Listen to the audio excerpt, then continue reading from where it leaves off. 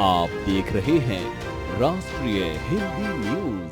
नमस्कार, आप देख रहे हैं राष्ट्रीय हिंदी न्यूज और मैं हूं आपके साथ साविका श्रीवास्तव। रुक करते हैं खबर की ओर।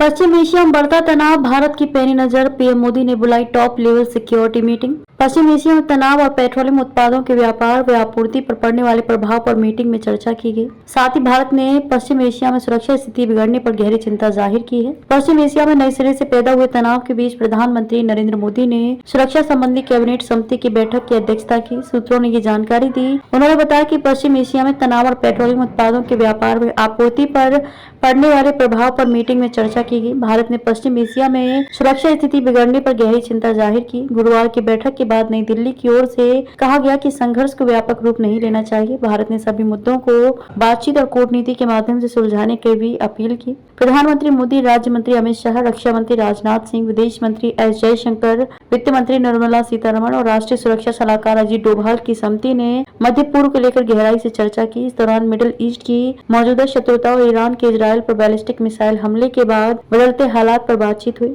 टॉप लेवल कमेटी ने पश्चिम एशिया में हाल के घटनाक्रमों को चिंताजनक बताया। साथ ही समिति ने बढ़ते संकट से उत्पन्न होने वाले विभिन्न पहलुओं पर विचार विमर्श किया। गौरतलब है कि जम्मू कश्मीर में सुरक्षा बल भी पश्चिम एशिया की स्थिति पर बारीकी से नजर बनाए हुए है। ये सुनिश्चित करने का प्रयास है कि केंद्र शासित प्रदेश में सुरक्षा परिदृश्य पर किसी प्रकार का प्रतिकूल प्रभाव न पड़े। सेना के सीनियर अधिकारी ने ये जानकारी दी। श्रीनगर स्थित चिनार कोर के general officer commanding lieutenant general Rajiv Ghai ने कहा कि पश्चिम एशिया समेत वैश्विक संघर्षों और उनके संभावित प्रभावों के संबंध में हमने कुछ मामूली प्रभाव देखे हैं। घाटी में भी कुछ विरोध प्रदर्शन हुए हैं। फिलहाल हमें ऐसा कोई संकेत नहीं दिखा है जिसके आधार पर यह कहा जा सके कि स्थिति चिंताजनक है। हालांकि समय बीतने के साथ ये संघर्ष और भी तीव्र होते जा रहे हैं। दरअसल ईरान की ओर से इजरायल पर लगभग 200 बैलिस्टिक मिसाइलें दागने के बाद तनाव काफी बढ़ गया है। इजरायली सेना ने गुरुवार को कहा कि उसने लेबनान में हिजबुल्लाह की लगभग 200 ठिकानों पर हमला किया है, जिसमें हथियार भंडारण सुविधाएं व निगरानी चौकियां शामिल हैं। इसने कहा कि हमलों में हिजबुल्लाह के 15 लड़ाके मारे गए। हिजबुल्लाह ने कहा कि जब इजरायली सेना लेबनान के सीमावर्ती गांव